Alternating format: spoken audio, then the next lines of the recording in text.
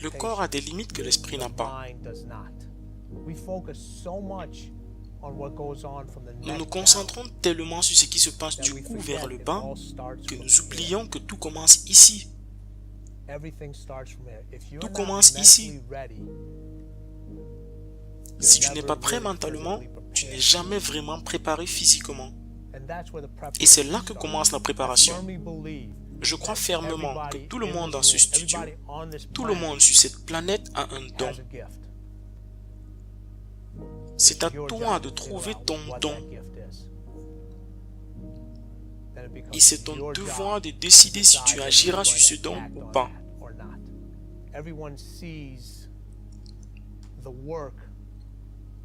Tout le monde voit le travail que tu effectues. Mais c'est ce qu'on ne voit pas qui va déterminer la taille de ton succès. J'entends les choses tout le temps, les gens qui me disent « Regarde dans le miroir et tu verras pourquoi tu ne réussis pas ». Je ne crois pas à cela. C'est ce que tu ne vois pas dans le miroir. C'est ça qui te retient. C'est ce que tu n'es pas prêt à voir. C'est pour cela que le talent ne suffit pas. Et c'est quand tu constates ça, quand tu acceptes et tu décides de travailler sur ce talent, c'est à ce moment que tu pourras passer à un niveau supérieur, avoir des bons modèles. Je veux dire, j'ai toujours eu la chance par rapport à cela.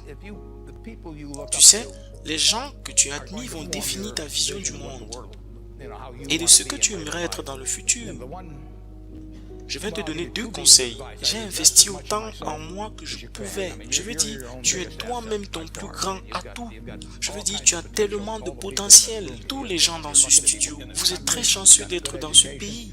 Vous avez eu une bonne éducation, mais la plupart des gens vivent en utilisant une très petite partie de leur potentiel. Tout ce que tu fais qui te permet de t'améliorer est le meilleur investissement que tu puisses éventuellement faire. Et puis je dirais, suis ta passion. Quelque chose qui te passionne. Moi j'avais de la chance. J'ai trouvé quelque chose qui me passionnait. Mais tu ne veux pas prendre un travail juste pour de l'argent. Tu ne veux pas prendre un travail pour une organisation que tu n'aimes pas. Ou même travailler pour des gens que tu n'aimes pas. Tu dois vraiment être excité quand tu te lèves du lit tous les matins. Et ça ne sera pas nécessairement à cause du travail que tu auras 10 ans plus tard. Mais tu vas beaucoup apprendre en avançant. J'ai pris un emploi avec Ben Graham, mon héros. Et tu sais quoi? Je n'ai jamais demandé de salaire jusqu'à ce que j'obtienne mon premier salaire. Parce que je savais que c'était le meilleur boulot que je pouvais faire. Donc je dirais, suis ta passion.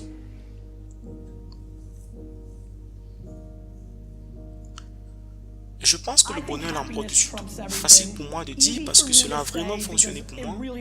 Parce que mon bonheur a coïncidé avec mes revenus financiers. Mais j'ai des amis qui font 74 milliards de dollars par an, mais qui sont plus heureux que des amis qui font 18 millions par an. Tu dois rester toi-même. Mais s'il te plaît, ne laisse pas le modèle de succès imposé par la société. Ne me laisse pas. Ne laisse pas tes parents te pousser dans ce qu'est le succès.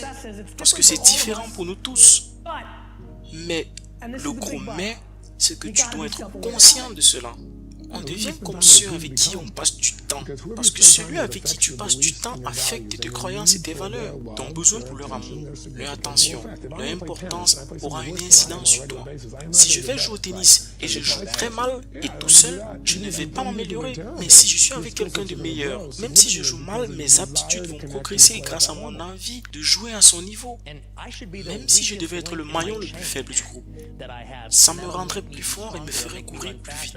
Un exemple que j'utilise souvent, si tu cours un 100 mètres avec des gens qui ne courent pas aussi vite que toi, oui, tu vas gagner, clairement, tu le sais déjà. Mais si tu cours avec des gens bien plus rapides que toi, peut-être tu seras dernier à chaque fois, mais ton temps sera meilleur. Parce qu'ils te font courir tout le temps, parce qu'ils te font fournir plus d'efforts. Peu importe si tu perds, mais ton temps sera meilleur. C'est comme ça que j'ai compris que je devais quitter la vie des perdants pour m'installer dans un endroit où des gens gagnent. La réalité, c'est qu'entreprendre quelque chose, que ce soit pour toi-même, comme commencer ton entreprise, écrire un livre, ou poursuivre une carrière artistique, tu rencontreras des difficultés jour et nuit. Les gens n'aimeront pas ce que tu fais. Il est plus facile d'arrêter. Tu es à court d'inspiration. Tu penses que ceci c'est une opportunité, mais ça ne paye pas. Tu te fais virer, tu te fais arnaquer. Jour après jour, tu auras des difficultés. Ce n'est jamais aussi facile que tu crois. Ce n'est jamais aussi clair que tu penses. Et je pense évidemment que, d'une part, la façon dont nous réagissons pendant ces moments cruciaux est importante, mais je suis surtout intéressé par ta manière de rebondir. Comment tu recommences jour après jour? Comment tu te lèves et continues le travail tous les jours?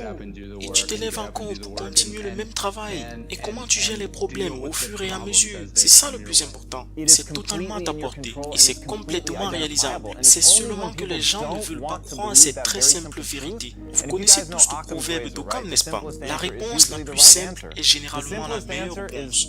La réponse la plus simple n'est probablement pas un grand complot contre vous ou contre ton département universitaire ou quoi que ce soit. Steve Martin a écrit un livre intitulé « Sois si excellent qu'on ne puisse pas t'ignorer ».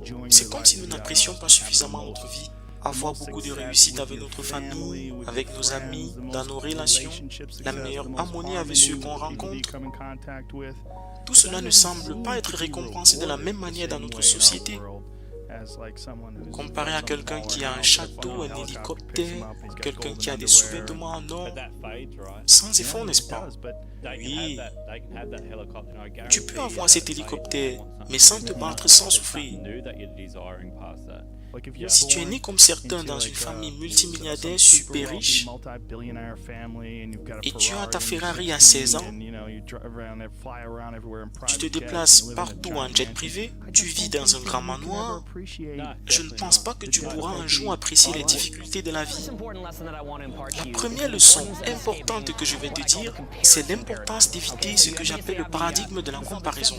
On distingue en général le paradigme d'acceptation de soi et le paradigme de comparaison. Permets-moi de te dire certaines choses auxquelles tu n'as peut-être pas pensé. Disons que tu ne gagnes pas assez d'argent. Disons que tu n'es pas très grand de taille. Disons que tu n'es pas assez beau. Eh bien, pense à ceci pendant une minute. Imagine-toi en train de gagner 100 000 par an. Tu fais 100 000 $ par an. C'est beaucoup, n'est-ce pas? Si je disais, quand tu fais environ 100 000 par an et que tu te déplaces dans un quartier où tes voisins font 500 000 $ par an ou même 1 million par an, qu'est-ce qui va se passer si tu te déplaces dans un quartier où les gens font 1 million de dollars par an? Tu seras autour des gens qui font 10 millions de $ par an. Tu seras entouré par des gens faisant 50 millions. Penses-tu que tu te sentirais en sécurité si tu gagnais 50 millions de $ par an? Tu penses que tu le seras, n'est-ce pas? Tant que tu ne règles pas ton problème qui est interne à toi, tu ne seras probablement pas toujours en sécurité parce que tu gagnes 50 millions par an. Parce que quand tu gagnes 50 millions, tu commences à te comparer à des gens qui s'appellent des all money. Et les all money se moquent d'un gain de 50 millions par an. D'accord? Les all money se moquent de 50 millions par an. En fait, tu ne gagneras jamais. Je me rappelle m'être rendu dans la ville de Lincoln Mall, à Miami South Beach, et je suis allé dans un magasin de montres appelé Arthur Miller. Il vendait des montres de 100 000 $. Et par curiosité, j'ai demandé à la gérante comment vous pouvez vendre ce type de montre, qui peut être intéressé par simple curiosité, pas par jugement. Et elle m'a répondu, quand vous pouvez amener vos bateaux au restaurant, vous pouvez porter une montre Arthur Miller. Pourquoi les gens font ça? Je pense qu'ils le font parce qu'ils ont besoin que les autres voient qu'ils ont un bateau pour se sentir à l'aise intérieurement. Quand ils n'ont pas de bateau autour d'eux, ils se sentent nus. C'est presque comme si tu avais une chemise préférée et quand tu ne la portes pas, tu te sens mal à l'aise. Au fur et à mesure que tu gagnes plus d'argent et que tu achètes ton bateau préféré, tu ne te sens pas confortable si tu n'as pas ce bateau favori près de toi. Même si tu es dans le cercle des célébrités insolentes. En fait, les célébrités ne sont même pas riches comparées au all money. Quel que soit le cercle dans lequel tu te trouves, il y aura toujours quelqu'un qui en a plus.